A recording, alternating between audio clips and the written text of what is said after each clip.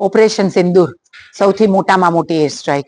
આતંકવાદીઓના 9 મુખ્ય અડ્ડાઓ ઉપર ગત મધરાત્રિના જ્યારે સમગ્ર વિશ્વ ચીર નિંદ્રામાં સોઈ રહ્યું હતું ત્યારે ભારત દ્વારા આ ઓપરેશન સિંદૂરના માધ્યમથી તમામે તમામ 9 આતંકવાદીના અડ્ડાઓને નેસ્ત નાબૂદ કરવામાં આવ્યા અને જમીન દોસ્ત કરવામાં આવ્યા.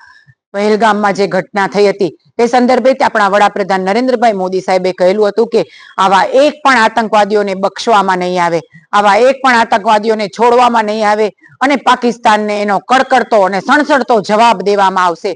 એનો જવાબ છે ઓપરેશન સિંદૂર.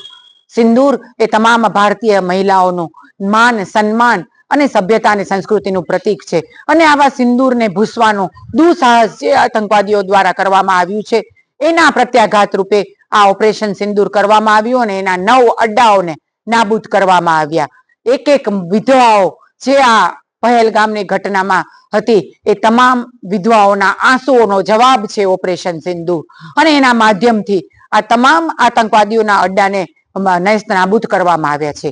પરંતુ ભારત એક સભ્ય દેશ છે, એ સંસ્કૃતિ ધરાવતો દેશ છે, એટલે માત્ર ને માત્ર અત્યારે આતંકવાદીઓના અડ્ડાઓનો જ નાશ કરવામાં આવ્યો છે. એક પણ મહિલાઓને કે એક પણ બાળકને આમાં હાનિ પહોંચાડવામાં નથી આવી. પરંતુ હજી પણ પાકિસ્તાન સમજશે નહીં, હજી પણ પાકિસ્તાન એની બરકતમાંથી બહાર નહીં આવે તો આ નવું ભારત છે એને સામે કડકડતો ને સણસણતો જવાબ આપશે.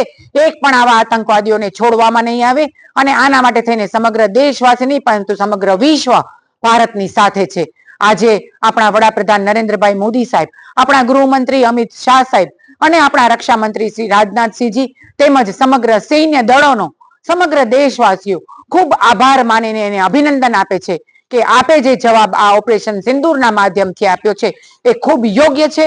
આવા એક પણ આતંકવાદીઓને છોડવામાં ના આવે, પાકિસ્તાનને કડકડતો જવાબ દેવામાં આવે અને એના માટે થઈને ઓપરેશન સિંદૂર બદલ સમગ્ર લોકો વડાપ્રધાન નરેન્દ્રભાઈ મોદી સાહેબને ખૂબ ખૂબ અભિનંદન સાથે આભાર માને છે.